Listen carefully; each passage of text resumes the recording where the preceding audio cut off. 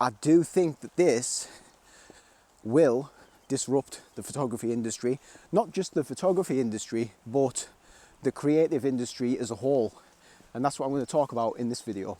So I came across a video yesterday morning actually, and it was a video by Tony Northrup. As many of you will know, he's a established photographer, YouTuber, and this video was about a new release from Adobe, a new AI release for Photoshop, Adobe's generative fill. And I believe it's part of their Adobe Firefly AI program.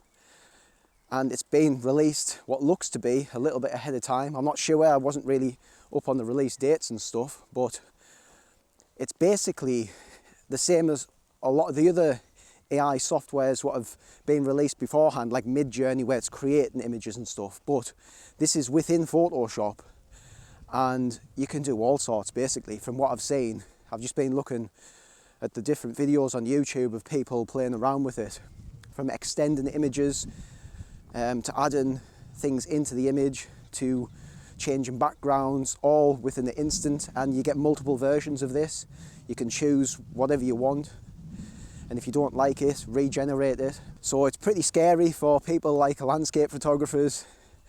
You know, if you're sitting out waiting around for the sunrise, the perfect light, there's something to be said for doing that. It's nice to do, but you don't actually have to do that anymore. These programs can just, at a click of a button, you've got the perfect landscape.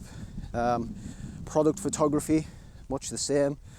Having multiple light setups, all the equipment. I mean, this is quite scary for those type of things. I mean, even you can put animals and people in the photograph or take them away, you know. So any type of photography really, this is going to affect at some point in the future. And this is only the beta version. Are you for or against? Let's dive into that a little bit. Are you for or against? So when I say for or against, basically, which side of the fence are you sitting on?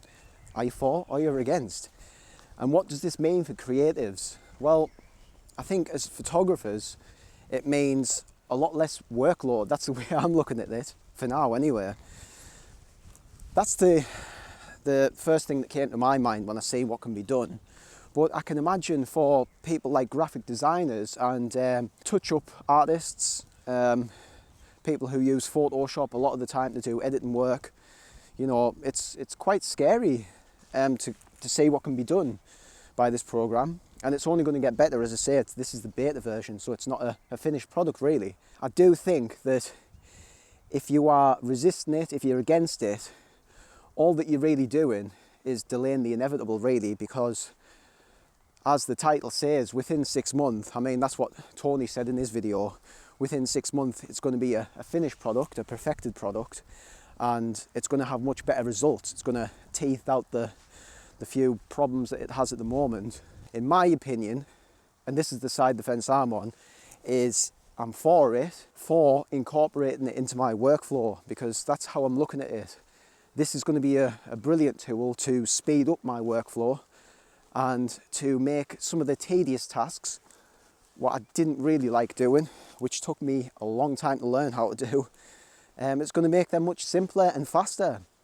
So for me, that means that I can be out more photographing, which is what I like to do. And I'm sure many of you guys watching as photographers, that's the best part of it, is being out with the camera, capturing the images. This is a tool that adds to that in the post-processing stage. And for me, it's nothing new in terms of, this is the thing that we were always doing in post-production anyway. You know, from back in the day, people in the dark room were developing photographs.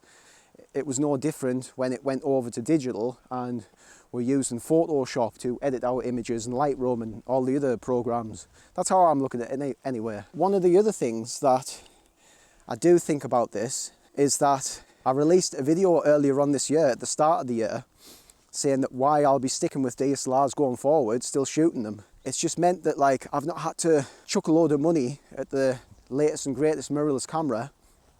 I'm actually still okay with using old DSLR cameras to get the results that I want still. It's just prolonged the lifespan of these cameras. It's actually breathing new life into them.